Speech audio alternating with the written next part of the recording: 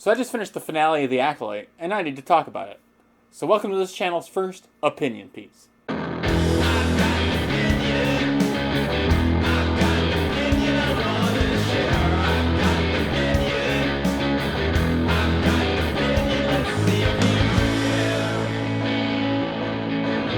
Before we get started, let's briefly go over how I'll be reviewing stuff on this channel.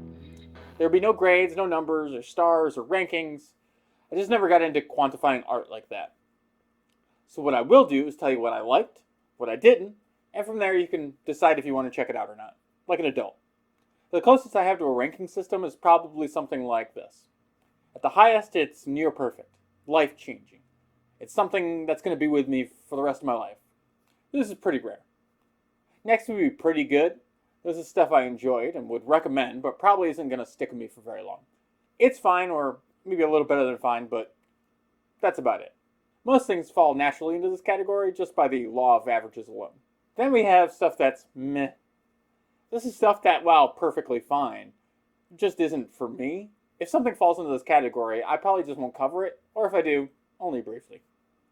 Lastly is the actively bad. Like near perfect, this is a very rare category. For something to be actively bad, it usually has to be harmful in some way or offensive to someone with good taste. Great, with that out of the way, let's talk about The Acolyte. This series is something I've wanted from Star Wars for a long time. A story set outside the Galactic Civil War, far from the Skywalker saga.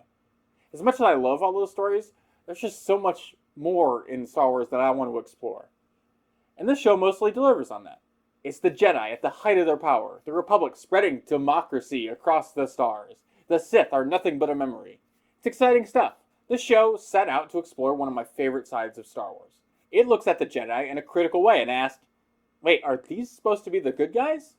A lot of folks, I think, that grew up with Star Wars put the Jedi and the Rebels squarely on the side of good. There are going to be a lot of air quotes here. And the Empire and the Sith on the bad guys list.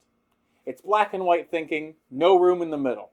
But the Star Wars that we grew up on shows the Jedi as they fall and in hiding, at their weakest. Anyone can fight an oppressor when they're being oppressed, but how do they react when they're actually in power? Jedi Knights, I think, are aptly named, as they are essentially an army for a religion that they enforce on the rest of the galaxy. As far as they are concerned, there is only one way to interact with the Force, their way. The Sith, while bad, yes, have a different way, so they are hunted to near extinction. The Coven of Witches, that I assume become the Witches of Dathomir, have another way, and in this show, are killed while hiding from the Jedi. Bendu, from Rebels, is another example of someone using the Force in a different way. The Jedi have not listened to their own teachings, and therefore completely misunderstand the Force.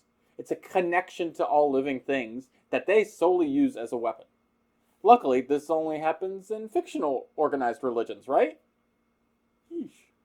The Jedi may believe they're doing the right thing by stopping the dark side, a term they created, I'm sure, and that just justifies all the bad things that they do. But as they say in this galaxy, the path to hell is paved with good intentions. This show showed us that both sides can be wrong. In the real world, there are rarely clear-cut good guys and bad guys. Sometimes there are no good guys. Just people stuck in the middle. Aside from the philosophical, I really love the action in this show. These were some of the coolest lightsaber fights I've ever seen. It had a great mix of the prequel era flowy style and the video game tricks like, damn it. It even had some cool Crouching Tiger, Hidden Dragon stuff with the wire work and the slow-mo. It's a shame we only get to see the light whip in one shot, but the Stranger's light dagger was cool as hell. He was especially a highlight across the board, and I hope we get a season 2 just to see more of his story. Reintroducing that metal that shuts down lightsabers really opens up some cool choreo, and the helmet just looks sick. Great stuff all around. When I was trying to think of stuff I didn't like about the show, most of it was kind of nitpicky. The pacing was off, while some episodes were great, others were not great and didn't hit. The animation of the ship's landing was shockingly bad, which took me out for a second every time a ship landed or took off. Some sets felt a little flat or the dialogue a little wooden, but I realized that all of these problems kind of shared a common source. I think this is the first Disney Plus show where we can see the seams of the budget. The ship animations, for example. They were all very wooden and animated in a way that felt like a rough cut or an animatic, except for the last episode where they had this cool chase through the rings of a planet that looked amazing. It's obvious they were saving the VFX budget for that chase and saving it elsewhere.